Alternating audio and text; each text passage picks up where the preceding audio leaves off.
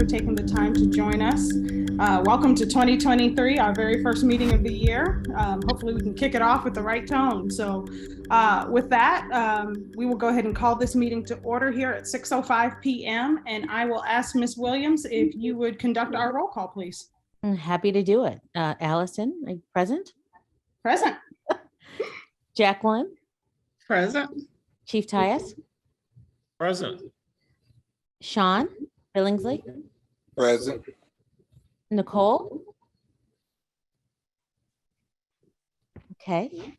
I sent Sharon, her a text. I haven't heard back from her yet. thanks, Amy. Yeah. We'll know it if she comes in late. Chief Macklemore? Hollis Turner? Here. Shirley Nichols?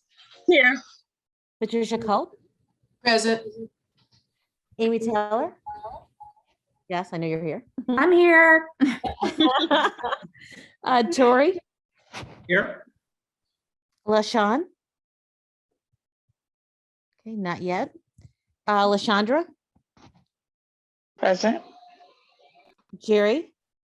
Present. Ophelia? Here. Dustin Hillis? Ann Phillips? Present. Yeah. Madam Chair, we have quorum. Wonderful. And I saw during the roll call, Ophelia, your hand went up. Did you need something or was that accidental? It was just accidental. All righty. I thought you wanted some attention. Here we are. Well, I'm on the phone, so you still can't hear me from the Zoom, so I have to get on the phone. Fair enough. I've been there. I've been stuck in that space before, but I'm glad you're here with us this evening. To keep things moving right along, we can do the adoption of the agenda and the approval of the minutes as a package deal, if I can get a motion. So moved, Madam Chair. Thank you. Who was that? Shirley Nichols. Shirley, perfect. Thank you. Can I get a second? A second. Second. I have a second from Pat. Pat Cole? Yes. Okay. All right, wonderful. If there are any objections to the approval of the minutes and or adoption of the agenda, please speak now, raise a hand. All right. We have the agenda adopted and the minutes approved, and we can move right on into our elections for both chair and co-chair. So I will first open the floor for nominations for either seat. I nominate Allison Clark for chair of the Community Stakeholder Advisory Committee for 2023. Second. Thank you for that, Pat. I second. Okay. Okay, Amy is a second. And what we will do, yes, I do accept the nomination, so I appreciate that. Are there any additional nominations for chair? You did such a great job, Allison. We don't want to. You're very sweet. We just move forward. Amen to that. It's a lot of work. It's a lot of work. Appreciate it. It is a lot of work, more than I thought I was signing up for. But I thank you all for your compliments. That's probably my fault, Allison. I'm sorry. And since you own it, I'm gonna blame you. No, it's all good. At the end of the day, I've enjoyed working in this capacity with each and every one of you. Don't love some of the stuff that happens behind the scenes sometimes, but hey, nature of the beast, right? Appreciate you, Allison. Well, thank you. Thank you. If we can go ahead and take our nominations for co-chair as well, and then we'll move forward with each vote. I'll nominate Sharon. All right, is that you, Amy? Taylor. Yep. Okay, Pat Culp, second. perfect. I'm writing it down. Give me just a second here. All right. Are there any additional nominations? And Sharon, do you accept the nomination? I accept the nomination. Thank you. Wonderful. And if there are no additional nominations, we can move forward with a vote on each. Madam Chair, Yes, Anne? I move that we accept both nominations by consent vote. I second. Pat Culp. Wonderful. If there's no objection, I'll give it just a moment. All right, ladies and gents, it looks like you are stuck with Sharon and I for another year. Great job, ladies. Yes. Thank you. Thank you. Much appreciated, and your vote of confidence for both of us. Sharon, you're stuck with me, kid. That's what therapy's for. Oh, my goodness. Therapy and wine. I learned a lot. Therapy, recording went away. There we go. All right, let's move forward. Tonight we have our education piece for the Public Safety Training Center. I know Tony and Jennifer have put together some wonderful information for us. So if we can move right into that, Tony, and hear more about what you have in store for us. Great. Thank you so much, Madam Chair. I really appreciate that. And as we've stated before, we really appreciate the opportunity to talk about the things that are going to come up on this project. This has been a great partnership, I think, for our entire team for quite a while now. Don't know how many months we've been talking about this, but for quite a few months. We are going to talk tonight a little bit about how architecture can help and can educate. A lot of times, maybe in the buildings that you are in day to day, maybe in the buildings that you visit, you may potentially just think of architecture and forget. It may just be painted drywall that as you walk down halls. And that is not our intention in a couple of these specific instances that we'll be talking about tonight.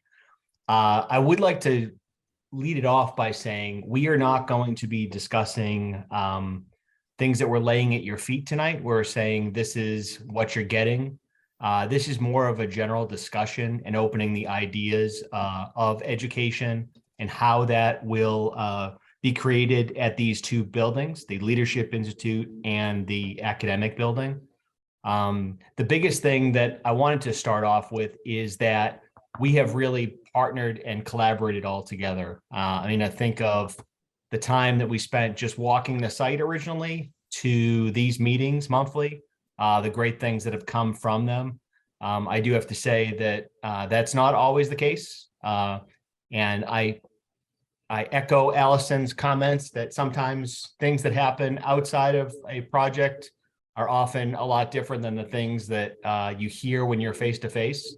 I think we've lost a little bit of the face-to-face interaction because we don't see each other as much, but it's a lot easier to, when you're using your thumbs to just say something and not have to speak to a person. But we have really collaborated well. I think of the instance of, we always talk about the entrance to this project, and we, as a design team and as a development team, the direct discussion that we had in this meeting led to a rethinking of the site and how we enter the site. And that was super important to what we ended up with. So tonight, we're just going to give you a little bit about a part of architecture that is often not talked about, and that's experiential graphics. We're going to have a couple members of our team. Jennifer is leading up our experiential graphics for all of our company. So we have several offices. We have one case study that we're going to talk about in particular to show you how experiential graphics are used. Ellie is also with us, and she is a graphic designer, and some of the images that you will see and the designs that are going to be shown are directly related to her work and the important work that she's done. At the end of this, we hope, like some of our discussions, that we have a lot of questions that you folks will ask. We encourage that. Please do that at this point, but there is a lot of discussion to come. We are currently talking with the Office of Cultural Affairs, Atlanta History Center. This group we'll talk with more. We know there is opportunity here, and we'll talk about that a little bit at the end. So Jen, here's your thunder. Go to it. Thanks, Tony. So as Tony mentioned, my name is Jen. I lead LS3P's Experiential Graphics Department, and I'm really excited to be speaking with you all this evening.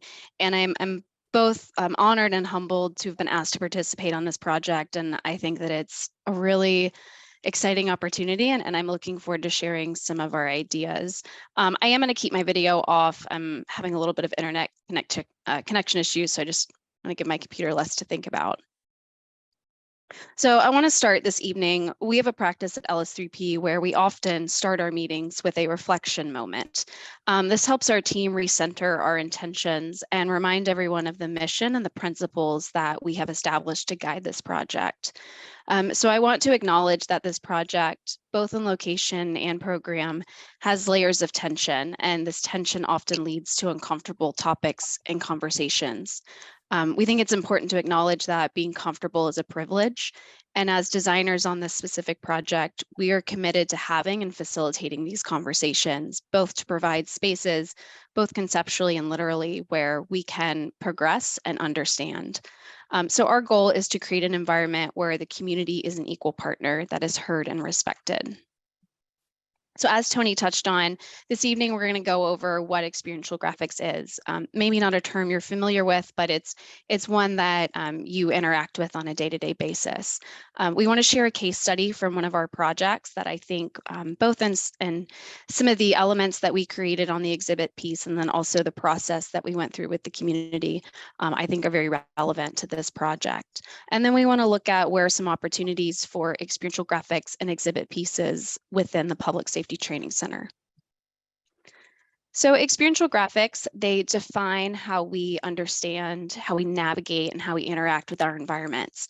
It gives us an opportunity to provide spaces where conversation and connection, both to physical place and to each other, can occur. We use it to educate. Experiential graphics and exhibits can inform us about a history, about a place, a purpose, or a vision for the environment that we're in. And we also can use it to educate one another about a place and about ourselves. We can use it to heal. In healthcare settings, it really blurs the line between clinical and personal. And whether this is through an intuitive wayfinding system on a hospital campus or wall graphics and art placement in a behavioral health facility, experiential graphics improves our patient experience by reducing stress and anxiety, de-escalating trauma, and encouraging calm and optimism. And then we use it to connect. As humans, we all desire to connect, both to a place, a history, a community, or to one another.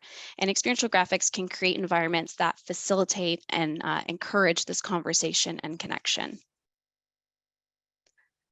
So this evening, I want to talk about a precedent case study. This is Robert Smalls Leadership Academy, and we recently wrapped up the design and are in the process of construction.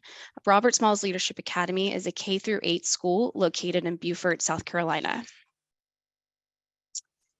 The namesake of the school, Robert Smalls, was an enslaved man born in the 1830s. He became a Civil War hero when he and a group of enslaved men escaped to freedom by capturing a Confederate supply ship.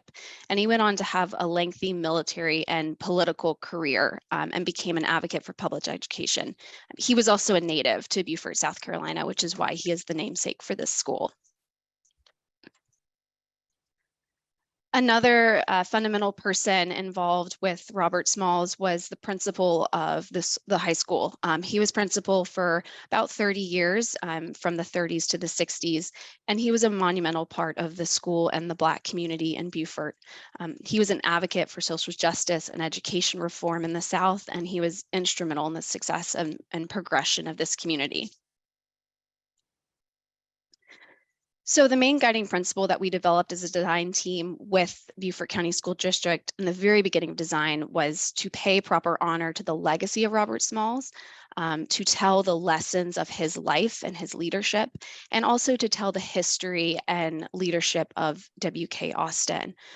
We knew that it was critical that this project provide an avenue for the community and that they could see themselves represented in this facility. I also think it's important to note our project kicked off in 2019 and we began holding community meetings late 2019, early 2020. I think this is important to note because our project was not immune to the tension and conversations that we were experiencing as a country, specifically around the experience people of color have in America. And so while the school district was deeply invested in the project and would have been regardless, we were still designing a school for a traditionally Black student body, and we were having community meetings where a majority of attendees were people of color. And so this was a community that was and had been generationally directly experiencing the realities of news headlines. And it really helped shape the way we approach the collaboration with the community. So at the start of the project, there was not an experiential graphics scope or really component to it. We knew and the district knew that there would be something in the school that highlighted the history of Robert Smalls, but at the time it was really limited to maybe a mural or a small banner system. So as we began to have conversations internally and then with the community, the thing that we heard the most was that they really wanted the students to know the legacy of Robert Smalls and W.K. Austin. And it's, not just knowing them, but really showcasing the significance of these two leaders. And so we really wanted to create a space where conversations on why their actions were so significant could occur. So the first place we started with our design was in the lobby. In the lobby, we created a large mural that could visually tell the story of Robert Smalls' journey to freedom. So you can see here on the screen, we have the planter ship to the left making its way through the Charleston Harbor. It's a large 2-story high mural that extends the entire expanse of the lobby. So it's a really big, colorful piece when you first enter the school. And we also wanted to create elements of play. So we wove in Seascape, which introduced local wildlife and marine life into the design. And this really created this element of play and moments of discovery when it's viewed up close. So as we started to design the planter mural, we kept coming back with this feeling of there's something else. We were continuing to question if we were even pushing the envelope and if we were really doing this community a service. So we went back to the drawing board and began looking at the idea of a timeline exhibit where we could not only celebrate the legacy of Robert Smalls and W.K. Austin, but we could document history, specifically Black history. And we wanted a space where we could provide context to their lives and really expose and peel back the layers on why the things that they did were so monumental and impactful. We really weren't sure how the district was going to respond to this idea, not at all because they didn't want to highlight Black history or they didn't want to tell the history of these two men, but because we knew it would be pushing the envelope. And so, we knew that creating a graphic environment that was saturated with the historical content on slavery, civil rights, and Jim Crow, it was going to lead to uncomfortable conversations. And we knew as a team, we would be doing the students and the staff and ultimately the community a disservice by avoiding that discomfort. We also knew that this was going to be an in-depth process that would entail a larger involvement with the community to curate and document all of the information and imagery for the timeline exhibit. But we knew that if we were going to properly honor the legacy of these two men, we would need to not only listen, but collaborate with a community that was and is so deeply impacted by their actions. So as the result of this listening and collaboration, we create an immersive experience down one of the corridors. This is a corridor that leads to the media center and cafeteria where outside of school hours, they would be holding a lot of community events. The design is an alternating portals that wrap each side with imagery and text that transport visitors through a timeline of Robert Smalls and W.K. Austin. Each portal contains a timeline of blocks of time and associated imagery. And the imagery was provided by various community and alumni groups, historical associations, and the school district. So it was truly a very collaborative effort. Our team, as I said, we were made up of designers, Beaufort County representative, principals, staff, and community members. And as part of this design process, we really had to ask one another the hard questions, which often lead to those uncomfortable conversations. For example, we had to talk about how we were going to tell the history of slavery, not what we're going to include or what we're not going to include, but logistically, this is a school for 5-year-olds through 8th grade. So how do you tell that history in a way that's digestible for a 5-year-old, but also is relatable for adults who are walking through the school? That question has an unavoidable follow-up that was very relevant for when this project was starting off, which is, are we whitewashing history in the way that we're wording the events? And it was at times a very uncomfortable thing to discuss, but we learned how to navigate those conversations together, how to listen to one another and acknowledge what each other was saying, and ultimately came up with a really wonderful design. So this is a recent mock-up that we did of the exhibit timeline. It is a very larger than life design. The portals themselves are 5 foot wide by about 13.5 feet. So they're very expansive, and it's going to be really exciting to see it installed. We put this up in our Charleston office, and we had school district representatives come through and some community members, and everyone's very excited. I mean, it's the fruition of a lot of work and collaboration, and it's going to be really great for the students. So now we want to talk about this project specifically. As Tony touched on, some of the things we're going to show are just very early ideas, really just to give some visual context to what are things that we could do in this space. Tony, I think you had some thoughts on this slide.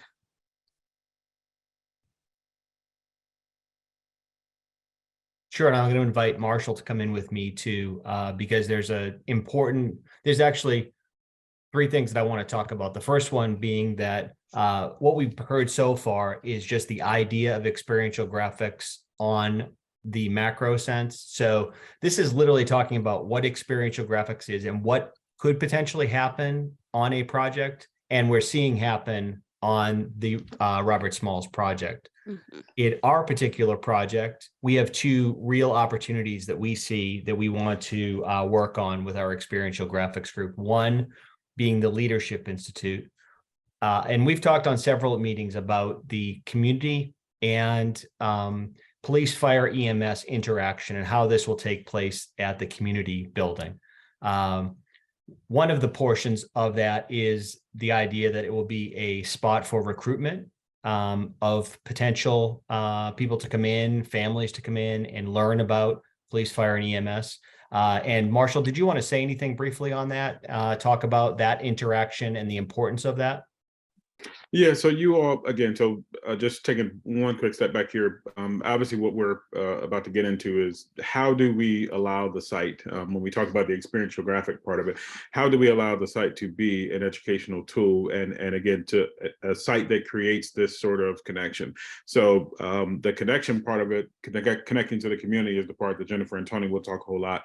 But I think the other part of this that's really important, obviously, because it is a public safety training center, the idea and the goal, if you all remember when we first did that layout of the leadership building, we had that little area that was marked, designated as recruitment hub within that leadership building that is open to the community all day long. So the idea there is that, again, any person that has an aspiration or would like to find out or understand more information about how do they start a career within public safety, whether that person is an adult, an actual working professional, or if that person is just a community member who just walks in, off of the street, or if it is maybe a youth that maybe comes from a local high school who wants to understand how do they start a career as a EMT or a firefighter or a police officer. That particular space we would designate within that building for them to start that journey and that workforce development path and career. So I think it gives us 2 really good opportunities. One, to have the community connection and the experiential part of it, but then 2, be able to actually create an actual physical space where folks can also come and also learn. That's great. And I think of the tremendous opportunity that we have. We've talked a few times and shown the leadership building and the pre-function lobby area. And it's more than just a stopover spot lobby area. We'll show a little bit of our ideas there, but we do have the opportunity to tell a little bit more about this project, and that's where our experiential graphics can come in more. And we also have the community room, so you'll have the opportunity, if you have, I think we've said in the past, if it's an HOA that comes in, they'll have the opportunity to perhaps go into the lobby, see a little bit about the history that we have here. And then there's the portion that we'll be talking about in the academic building. The academic building, like we've talked about, is really more of a classroom building, where recruits come in on a daily basis to go to their classrooms, where they train. It's as well a place where in-service officers can come. There's the training center gymnasium there for them. So there's an opportunity to tell the history, the story of EMS, fire, and Atlanta Police in this lobby as well. So Jen, maybe you could take it and talk a little bit about the couple of opportunities that we have and those that we see. Yeah, absolutely. I think something that's come up a lot as we've been having these conversations is really this idea of connecting police and first responders to the community, connecting the community to this site so that they can come and use it. And, we want to acknowledge that this community is made up of unique individuals with different perspectives and different realities. But in our differences, we can find our commonalities and what connects us as a community. So, as Tony said, we really feel like there's an opportunity in this design process where we can connect to one another, and where all voices of the community, both for and against, can be invited to participate. We understand that we cannot right past and present wrongs, and we acknowledge that there is tension around this project, but we aim to navigate that together, and we're committed to having those conversations, both as designers and community members, so that growth and reform can continue to occur. So our intent for the experiential graphics is really to create a neutral space and an exhibit space for those kind of conversations. In order for members of the community to be represented in this space, we really feel it's imperative that they have their way in collaboration throughout this process. So this is in the leadership building, and we envision here as an exhibit space. We see it as a neutral space where the community and police, EMS, first responders can interact, collaborate, challenge one another, and grow together. And we really want this to be a space where the community feels that they have ownership and where community members can see themselves reflected. So we really envision this exhibit space as being a catalyst for conversation. We want to acknowledge that this site has a history. It's institutional and it's present. We do not intend to honor nor ignore this history. Instead, we aim to preserve it in a way that makes it not only remembered, but it's forced to be acknowledged, and those who are here are paid the respect that they deserve. So I feel that that's really important to make known. So an early idea that was discussed was to cast some geometric elements into the surface of the concrete wall that you see here on the left. We feel that this visually represents the similarities between agriculture and prison bars. We want to acknowledge the history of the site while also including an interactive element that can represent growth. So we envision that as an additional layer to this feature wall where words or images can be projected onto the wall. We envisioned this projection element being community provided. So maybe it's community art, poetry, film, photography, really something that is interactive and community provided. Another idea that was discussed was to cast inspirational quotes and words of challenge into some geometric formations on that concrete wall. And there's some examples on the right of what that looks like when I say casting into the concrete wall, just so you have a visual idea of what that would be. And then we could also include something nearby or maybe an exhibit function piece that talks about the history of the site. And then we had an early idea of also including a more interactive exhibit. So you can see in this rendering that wood kind of panel system. So we started to look at that as maybe this is something that gives you the concept of perspective.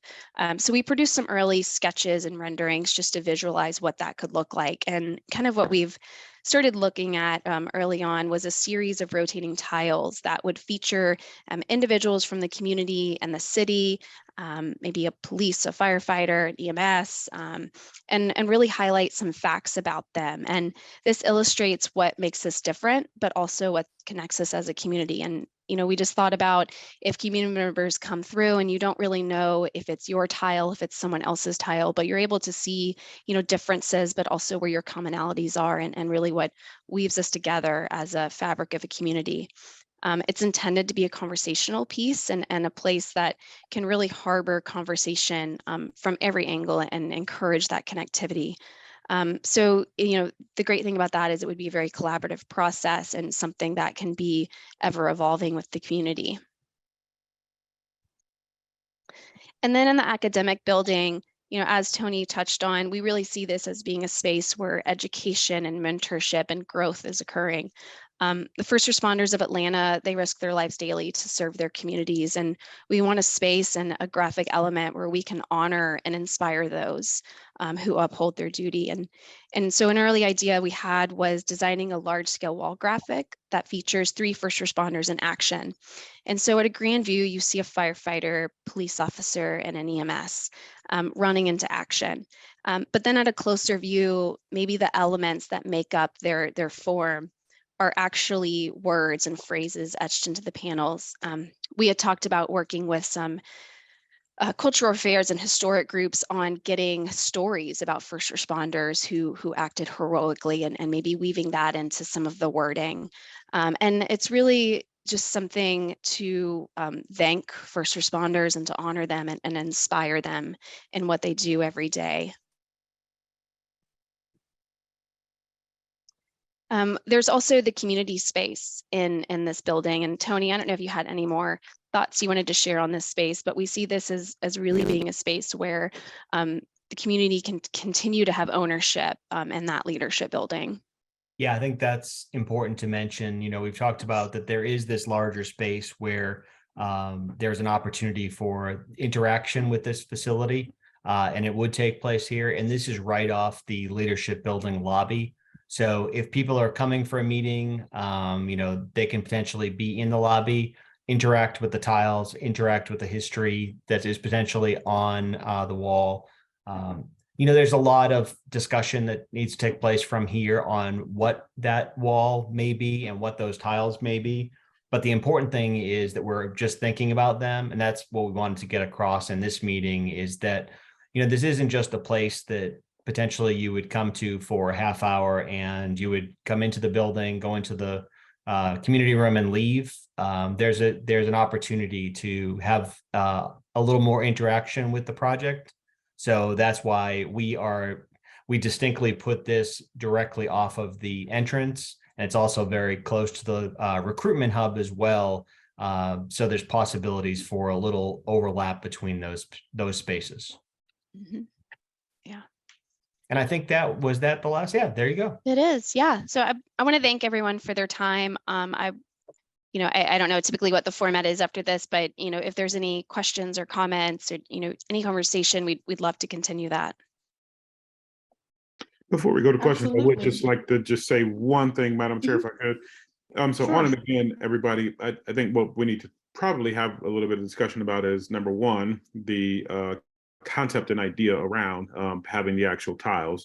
The one thing that I will say that I actually appreciated about it when the design team brought it forward was that it does give us flexibility as a group to sort of curate this and actually work on what actually goes on each one of these. And so we could potentially come up with a process for how do things get submitted that could potentially go into the the actual tiles. Maybe it's reviewed, by the CSAC. Maybe we all, again, sort of pick some things. I think we can figure out the format of how it actually happens. But I like the idea that it gives us a little bit of flexibility in there. So I'll say that and then sort of pause for some discussion.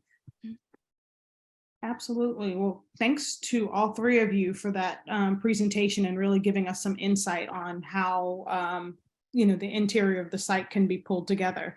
I see that Sharon has her hand raised, so I will open the floor up for comment. And I think in line with what Marshall just presented, if any of you have any ideas in terms of some of the concepts and your thoughts around what you just saw, now would be a great time to share that. Sharon? I think you're Thanks, muted. Madam Chair. Oh, There you go. yeah. Okay. Yeah. No, thank you. And thank you, Jennifer and team. It was a really wonderfully thought out presentation, and just being familiar with experiential graphics. I love the concept. And I think to Marshall's point, we really need to think about how to execute this, what strategic stakeholders we need to engage from the community, because this is Atlanta. There's so many artists, right? Yeah.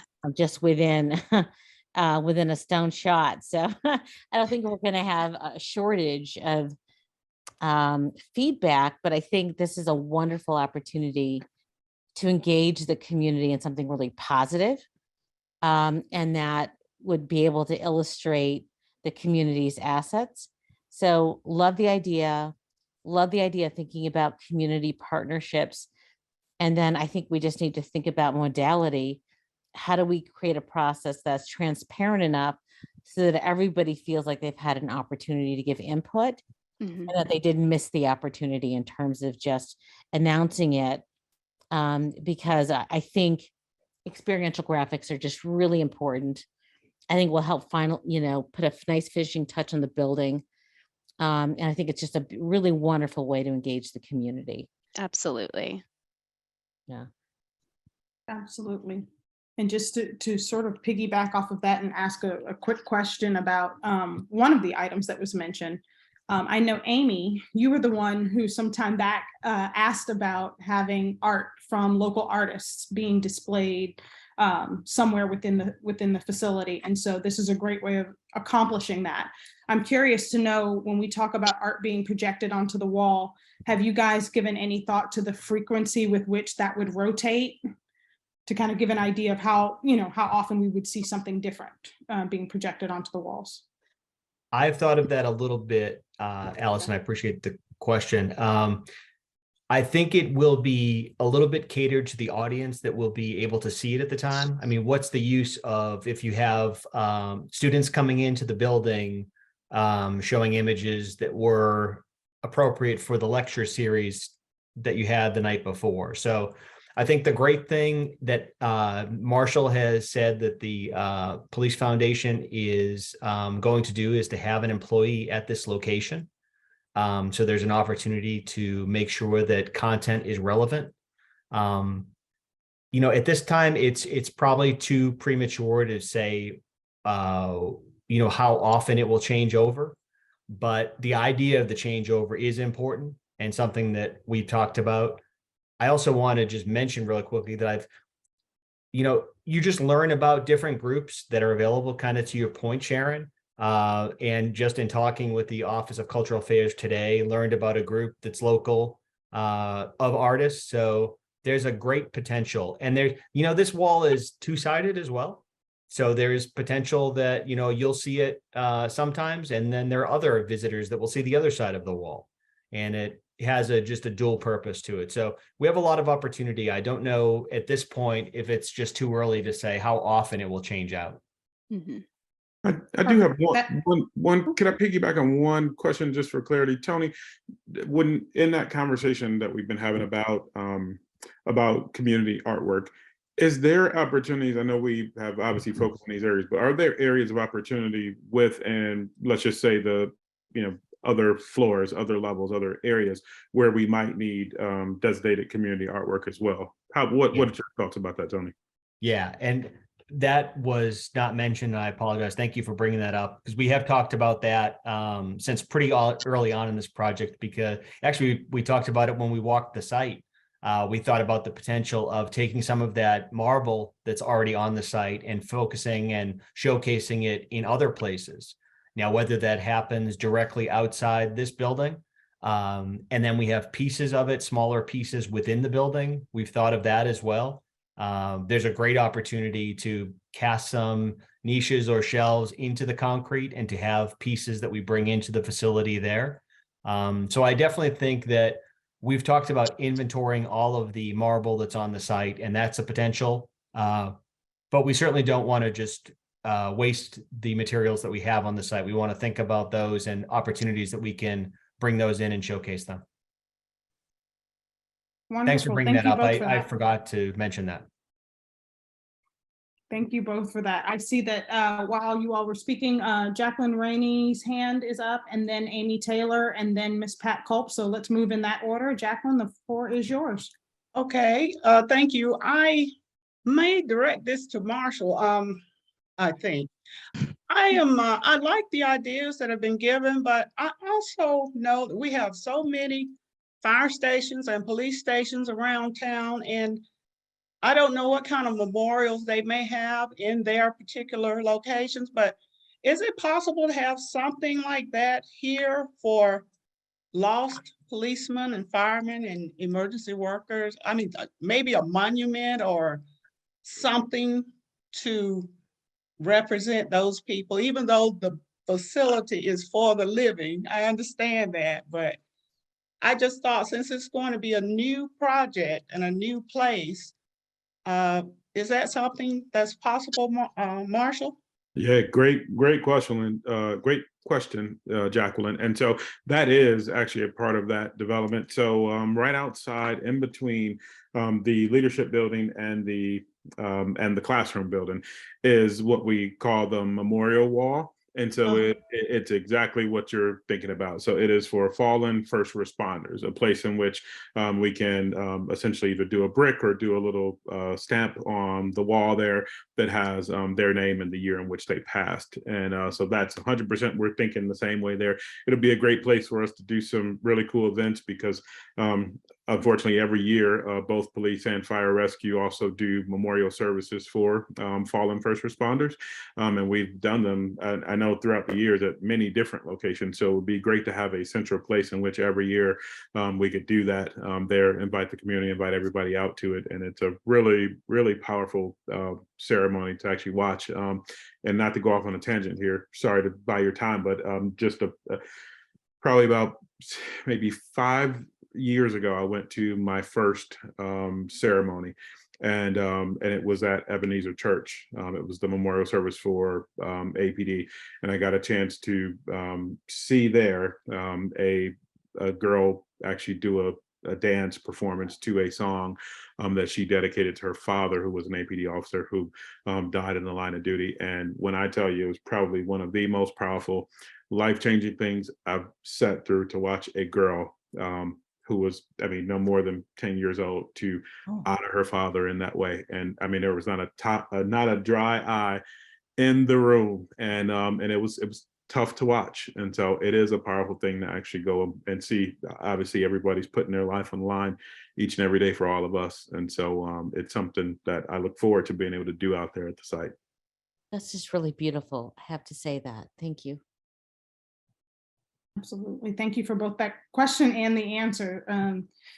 Got me a little teary-eyed just thinking about, the program that you experienced. So with that, Amy, the floor is yours, and Pat, you are up next. Thank you.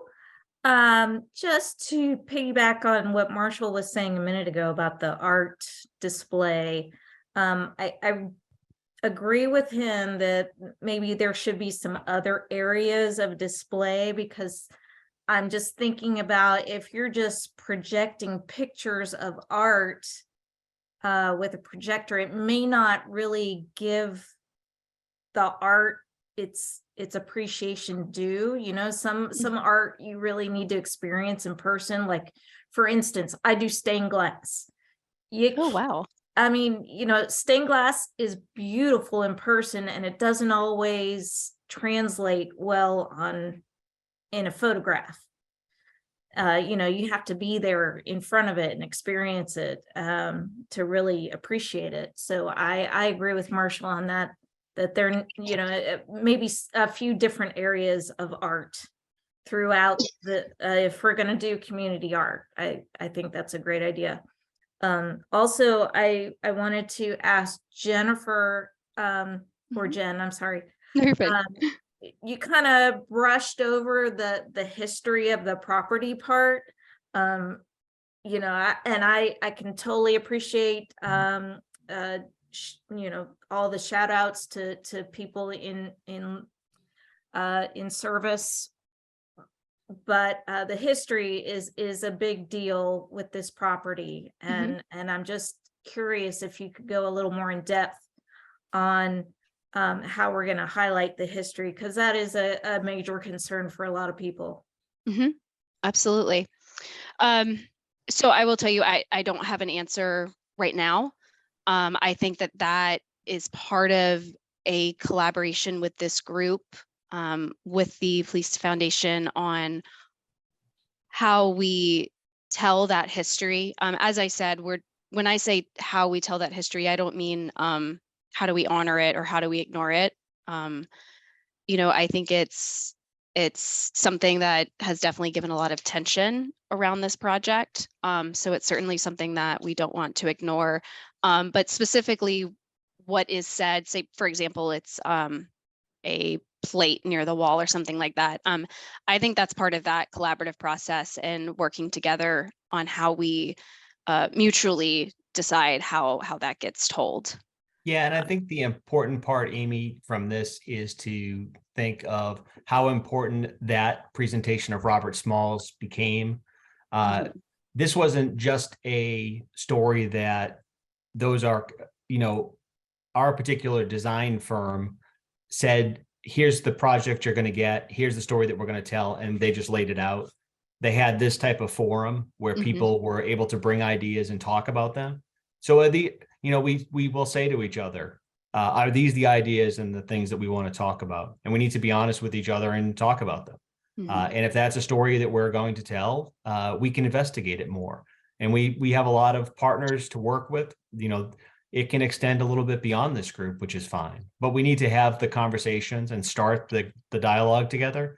Obviously, we work together. It's worked so far on other issues. So let's continue that.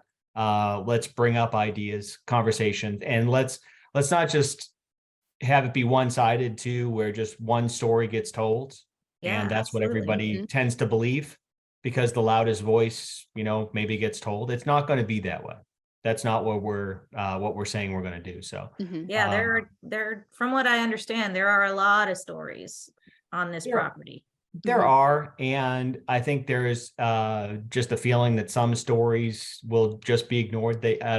I think there's a commitment that Marshall has said to us from the beginning, where we're putting together an honest story, and we want to have a dialogue, and we want to have your ideas brought to mind, and they don't have to be tonight.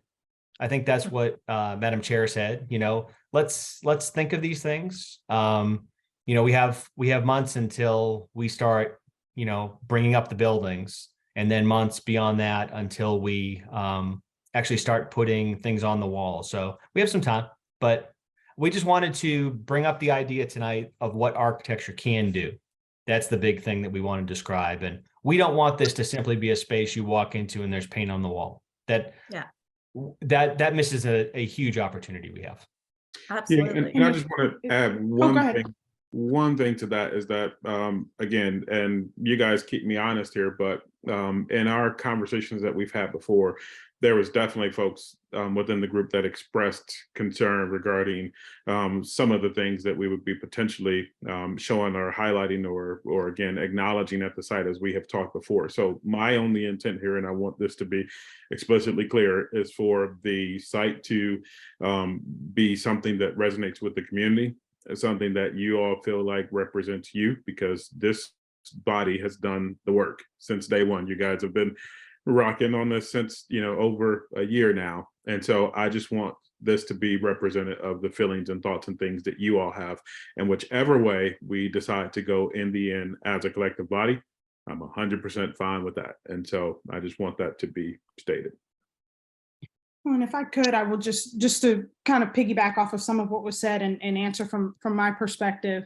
I believe Tony said it earlier. One of the things that has to happen is the creation of a process for submission. And Marshall, that may have been you. I'm not 100% sure, because I think you both really touched on it. But creating a process for submission so that there is some public input, but also the CSAC review and input on how these pieces can come together. And I think tonight is really an opportunity for us to see what the potential for the site is and see what the layout has the potential to be, and then we start working toward, over the coming months, what the actual representations are that are included in the site. And so that is where, I've heard, can we put together committees? Can we move through it one way or another? And sort of my objection to doing it that way is I want to hear from every last one of you.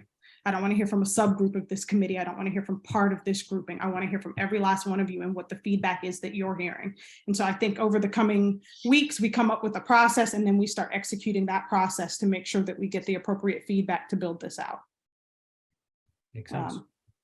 All righty. And so with that, Pat Culp, your hand is raised. Floor is yours. Okay, Tony and Jennifer, great presentation. I was definitely impressed with the tile situation. We have so many heroes with the fire department and with the police department that are saving lives every day. Mhm. And I would, hopefully, we would have some of those tiles with quotes from them and, and sort of lift them up in terms of, and where people can come in and see the quotes. I don't know how large the tiles would be in terms of the size of whatever, but I would like to see those heroes, quotes and basically being honored from that tile wall. I'm not sure how, like I said, how large the tiles would be coming into what your project is. But, every day we hear about our heroes who are saving lives, delivering babies and all of that. And I think that, the community would appreciate seeing some of those quotes from some of those first responders. Absolutely. I think so too. And Jen, really quickly, I'll say that, if we have, say, I don't know, 100 tiles, we have a great opportunity to not only tell, certain individual stories, but there's a lot of stories that can be told. There's a lot of history and there's a lot of people that can be a part of this. I think that would be great, as Allison said, to really boil these down. So if people have ideas, to put what is the process for getting these ideas together. And I don't know if we vote on certain people, we do more investigation. There are people at the History Center, Cultural Affairs that have, talked about people. I think when Jennifer presents, it's kind of a generic thought at present, where it's not specific, but we are certainly open to thinking about how we certainly can have specific people involved. And potentially we also have specific people and stories involved in the academic building. Okay, thank you. Thank you. Absolutely. Thank you. Sharon, I see your hand is raised. Yeah, so I'm just thinking about what we will need going forward. And I think some of that is, obviously, is there a budget for the art, a time frame for execution, actually kind of spelling out the number of spaces, walls, and just the aesthetic details. And then, Madam Chair, I know you want everyone to be involved, but I think there may need to be a subcommittee of just a few people to get this thing moving, because this is actually bigger than a breadbasket once you get into the details, especially if you want that community input, or if we're going to end up managing an RFP process. So Yeah. while everyone can end up speaking to everything, I think you want to get this moving, because this is quite extensive and this is quite exciting, actually. And then as we think about all the wall space or all the spaces within all the buildings, we're going to need almost like an RFP package to illustrate what those spaces are for artists or whomever to respond. And then to Patricia's point, almost, if there's a nominating committee to get all those fantastic people who have served as first responders and their stories, that's almost a separate convening group itself that the entire advisory board can eventually report on. But again, you want to keep things moving. So just keep that in mind. That's a great point. And I think to that idea, probably for our next meeting, what I'll just do is start to put some ideas on paper and forward them on to Marshall to give you an idea of sizes, locations, the amount of tiles, Pat, that we'll potentially have. So the amount of stories that we can tell. I think that would be easier than saying it's just a broad brush. It's an idea. I think to your point of narrowing it down a little bit more and talk about what these individual places are. And then we can talk to individual artists and bring them in and say, you have a canvas of, 12 by 12 feet by 12 feet to work with. What's your idea? Exactly. And then potentially go out to artists and, is that a sculptural idea that you bring in? Is that 3-dimensional artwork? Is that just something that is visual? Is that, to Amy's point, where it's actual, it's something in glass where it has to be, it has to be tactile. You have to both see it and touch it. Yeah. Just lots of different things. At this point, it's just the idea, but we think it's a solid idea. Oh, I think what you're hearing from the advisory and everyone nodding their heads, that, yeah, I think we're all in agreement. I just want to be careful about our execution, because there's so many artists, and somehow in that RFP or in that discussion of technical requirements, that we're getting that out to as many people as possible. Maybe AJC will carry a story as well, or some of the local media outlets. Because again, we want to be as inclusive as possible. Mhm, That's great. absolutely. Absolutely. And I think in the coming days and weeks, we will dig down and figure out exactly what that path forward looks like so that we can put together what steps belong to the CSAC, what the Atlanta Police Foundation and the developers will be pushing forward. So progress is coming. Yep. All right. If there aren't any additional questions on that front, we can move into the security update, but I want to leave a quick second for anyone who may wish to raise their hand that didn't get an opportunity to comment. All righty. Well, with that, thank you all so very much for that. Chief Tyus, the floor is yours, sir, for the security update. Okay. Good evening, everyone, and I hope everyone had a happy holiday. So I certainly enjoyed mine, and happy belated MLK Day to everybody. So since we last spoke, all has been quiet out there. We have continued to conduct our almost daily walkthroughs and drone flyovers in the area. We have not encountered any trespasses on that property as of recently. And also we haven't had any nefarious acts, i.e. rock throwing or brick throwing at cars since we last talked. So I'm not sure whether everybody went home for the holidays or what happened, but again, we're out there 3 days a week and we have conducted drone flyovers almost daily. We will be starting back with our details as we continue to go out there to survey the land with different stakeholders out there. So anytime we're having those, as always, Allison, I will notify you via email or text so that you can notify the group. But that's all I have. I welcome any questions anyone may have thought of over the Christmas holidays. Well, thank you very much for that. Amy, Very happy to hear. Very oh, of course. Hello. Very happy to hear that there haven't been too many disruptions over the past couple of weeks. It made the holidays quite enjoyable. I see Sharon's hand is raised and then Amy's hand is raised, and that's the order I saw them appear. So let's move with Sharon and then the floor will be yours, Amy. Sure. So thanks, Madam Chair, and thanks, Chief. I wasn't thinking about you over the holidays, but when I got back after the first of the year, I saw a bunch of DeKalb police stationed at all the key places on Boulder Crest. And I just want to, is that the new normal? I want to say thank you. It was awfully impressive.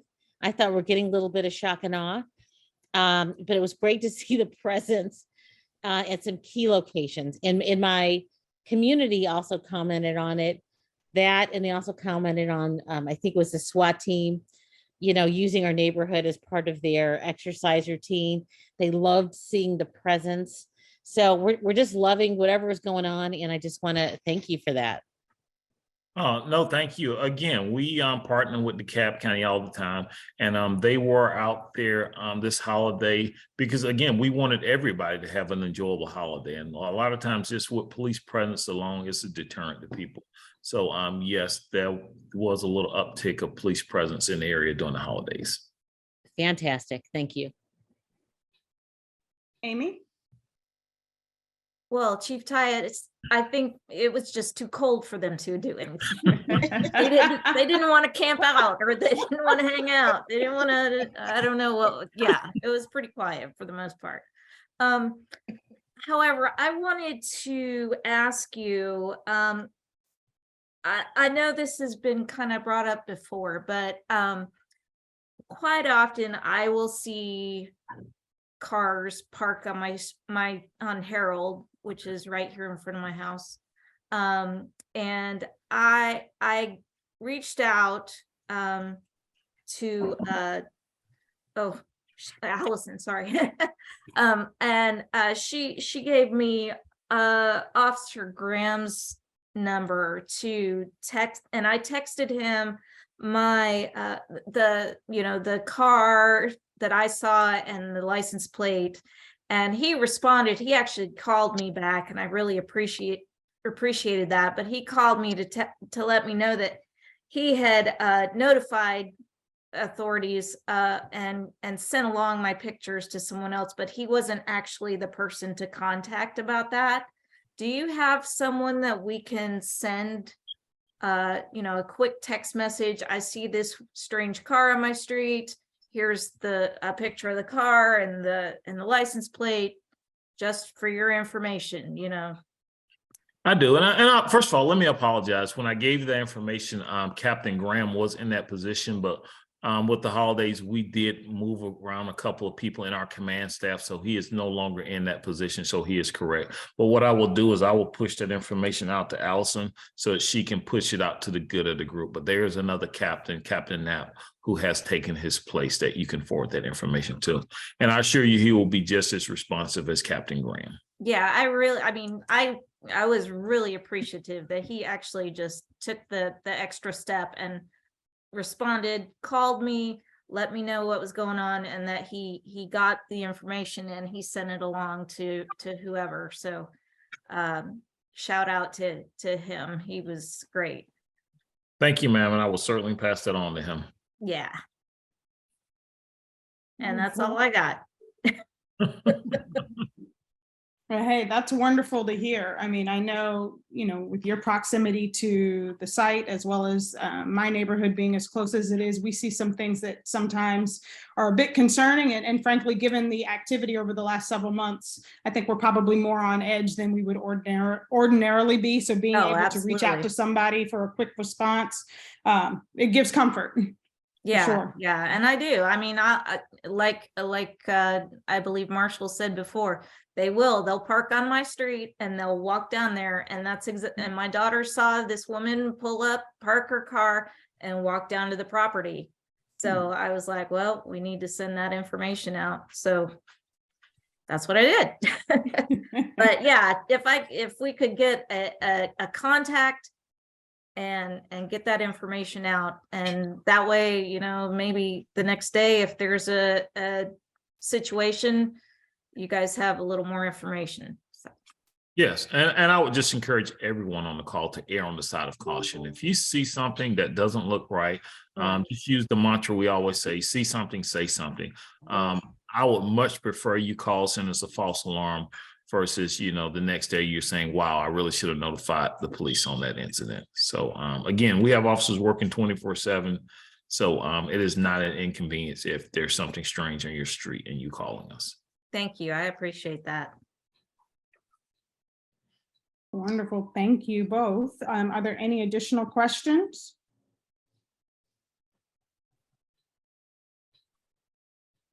All righty. Well, thank you very much for that security update. Glad to see how things are working out on the property, hoping that it stays that way. I will tell you, we were, in all honesty, we were a little on edge leading up to Christmas and in light of everything that had been taking place. So it was really good to see that sort of change in momentum. So anyway, with that, I am going to see if anyone would like to give us a motion to adjourn, because we are at that part of our meeting. Oh, I see Amy's hand is raised. Yeah, hi. I just wanted to bring up one other point. Sure. My daughter brought to my attention that there's a lot of media being put out there with old information that we all dealt with, right in the beginning, about explosions on the property, that they were going to be doing drills with explosions and helicopters and all the things that we've already addressed and worked out. And I feel like at this point, maybe it's a good time for us to kind of make a media, appearance or something to get the right information out there and make sure that the people that are making problems don't add more fuel to the fire, if you will. I just wanted to put that idea out there, and maybe we should think about, some kind of press statement or something like that. I don't know what the protocol is there, but just something to think about. And because there is a lot of old information still stirring around, and I said, I told her, I'm like, we've already talked about these things, but it was recent posts with old information. Amy, thank you for making mention of that. I've seen quite a bit of that myself, and it's one of those things where you're stuck walking a fine line.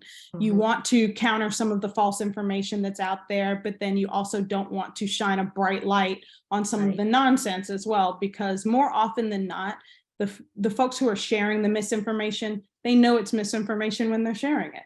And so us spreading the word further about the work that we've done doesn't necessarily change that. It's a tactic, unfortunately, and it's been used quite a bit. But that being said, I think that, as we put out, we have to put out our annual report for everything that we've done over the past year.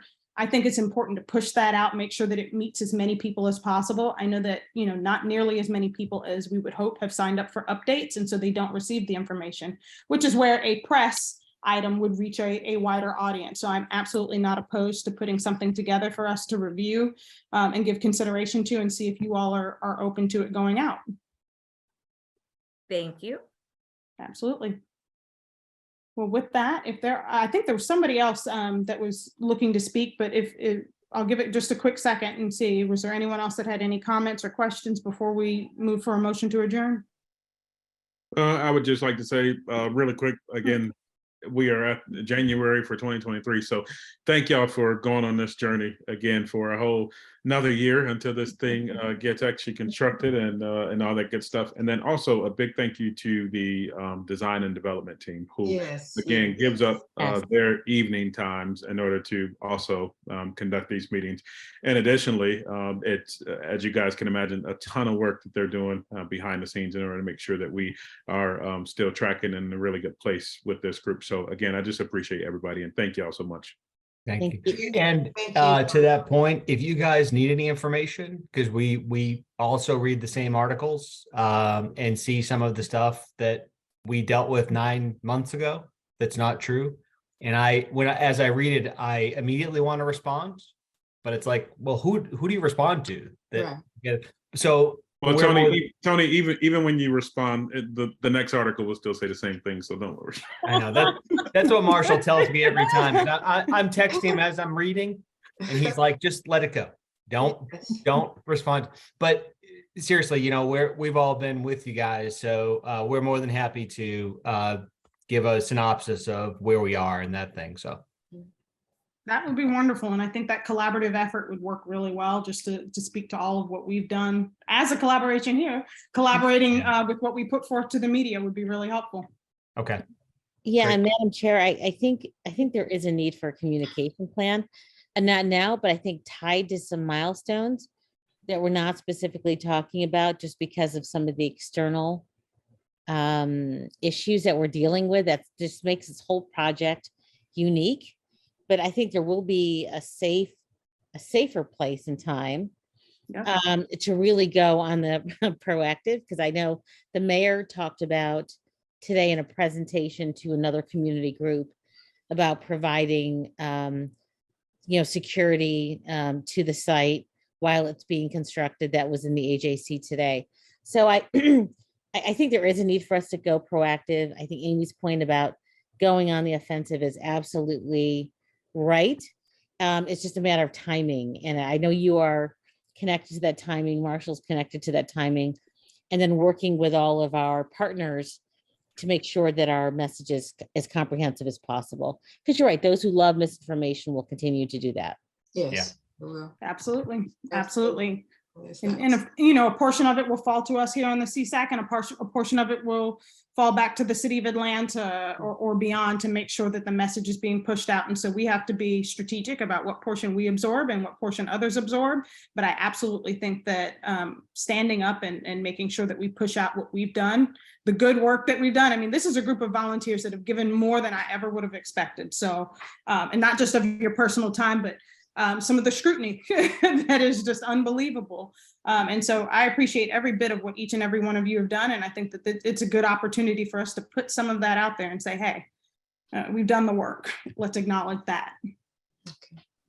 All right, ladies and gents. So with that, we are at 7:14 p.m. If I can get a motion to adjourn, we can go on with our evenings. I offer the motion. This is Pat Culp. I offer the motion that we adjourn. Shirley Nichols, a second. Wonderful. We'll see you guys in a couple of weeks. Have a great All right. evening. Thank you. Thank you all. you. Take care. Good Bye. night, everybody. Bye-bye.